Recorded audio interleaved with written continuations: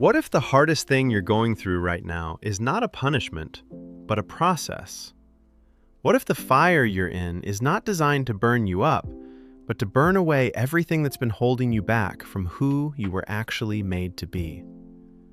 This week, we're talking about refinement, about the fire that doesn't destroy, it defines. I'm Pastor Ben. This is day 135. And if you're in a hard season right now, this is for you.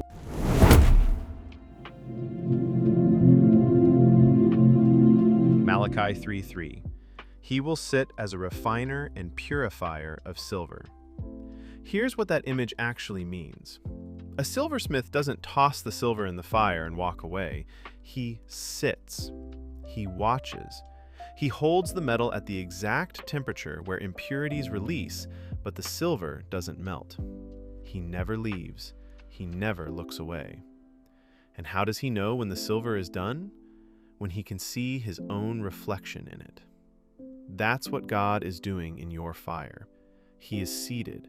He is watching. He is holding you at the exact temperature your growth requires. Not hotter, not cooler. Precise. And the goal is that, when the process is done, you reflect Him more clearly. You are not being punished, you are being purified. There is a world of difference between those two things. In all this you greatly rejoice, though now for a little while you may have had to suffer grief in all kinds of trials. These have come so that the proven genuineness of your faith, of greater worth than gold, which perishes even though refined by fire, may result in praise, glory, and honor. Proven genuineness.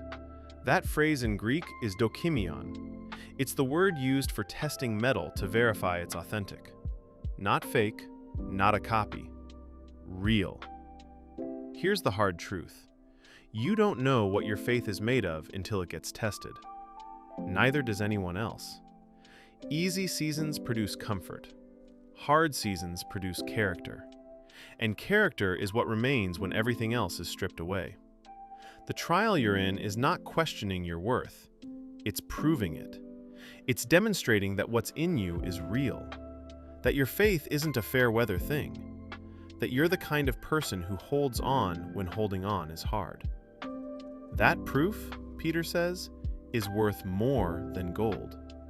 The proven faith is the treasure. Isaiah 48:10. God speaking. See, I have refined you, though not as silver. I have tested you in the furnace of affliction. The furnace of affliction. Not the gentle warmth of mild inconvenience. The furnace. God doesn't pretend the fire isn't hot.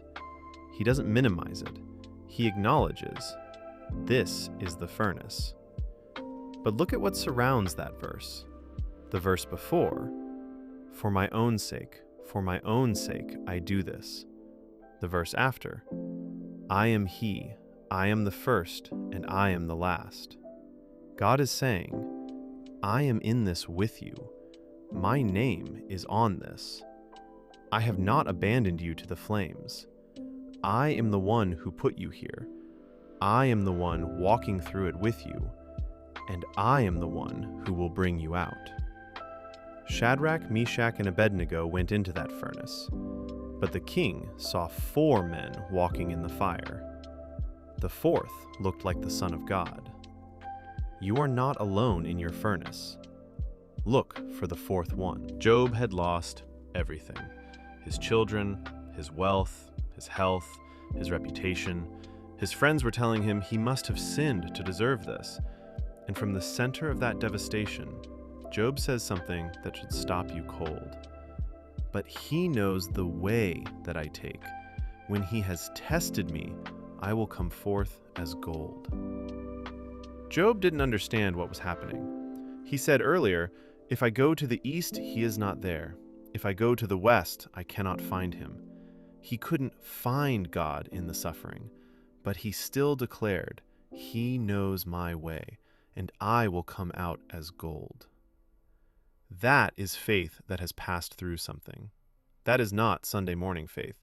That is 3 a.m. on the floor faith. That is, I can't feel you, but I still trust you, faith. You may not be able to trace his hand right now. You may not understand what he's doing, but you can trust his heart.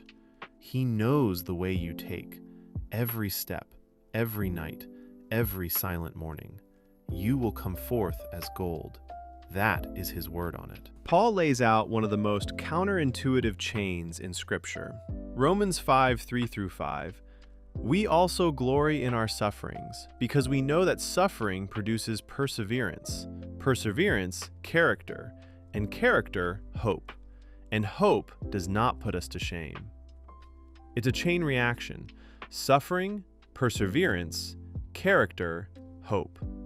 Each one produces the next. You can't skip steps. You can't get to hope without going through the earlier stages.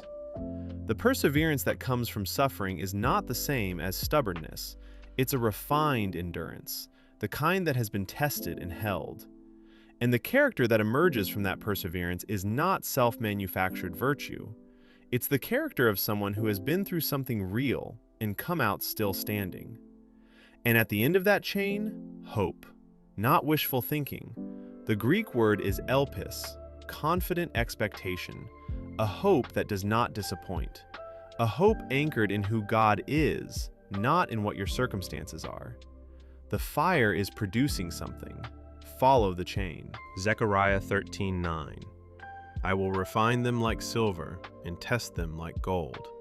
They will call on my name, and I will answer them. I will say, they are my people, and they will say, the Lord is our God. After the refining, relationship. After the testing, recognition. God says, they are mine, and they say, he is ours. That mutual declaration, that's the destination of the whole process. The fire doesn't just make you purer, it brings you closer. Suffering, when surrendered to God, produces an intimacy with him that ease and comfort simply cannot produce. You know him differently on the other side of the furnace than you did before you went in.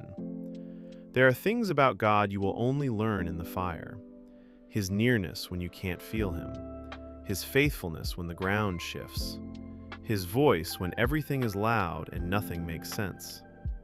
The refining is worth it. Not because it's easy, it's not, but because of who you become, and because of how close you get to the one who is sitting at the fire, watching you, calling you his own. If you're in a refining season, I want you to comment one word: refine. Let that be your declaration this week. Share this video with someone in a hard season. Subscribe so you don't miss next week. Day 141, done. You are not being destroyed. You are being made.